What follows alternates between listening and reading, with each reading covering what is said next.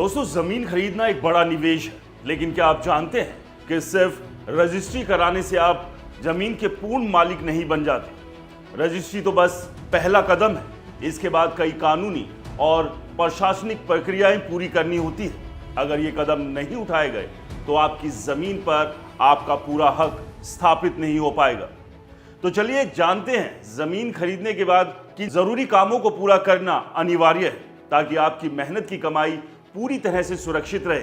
सबसे पहले बात म्यूटेशन यानी दाखिल खारिज। म्यूटेशन वो प्रोसेस है जिसमें जमीन का मालिकाना हक सरकारी रिकॉर्ड में आपके नाम पर दर्ज किया जाता है। रजिस्ट्री के बाद ये कदम बेहद जरूरी है क्योंकि बिना म्यूटेशन के आपका नाम राजस्व रिकॉर्ड में अपडेट नहीं होगा। इसके लिए आपको स्थानीय तहसील या राजस्व कार्यालय में आवेदन करना होगा, जिसमें रजिस्ट्री के डॉक्यूमेंट्स, पहचान पत्र और दूसरे जरूरी डॉक्यूमेंट जमा करने होते हैं। अगर म्यूटेशन नहीं कराया गया तो भविष्य में जमीन का मालिकाना हक को लेकर विवाद हो सकता है। इसके अलावा जमीन की नाप जोख और सीमांकन यानी डीमार्केशन भी कराना बेहद जरूरी है। कई बार खरीदारी के बाद जमीन की सही सीमाएं स्पष्ट नहीं होती, जिससे पड़ोसियों के साथ विवाद की स्थिति बन सकती है।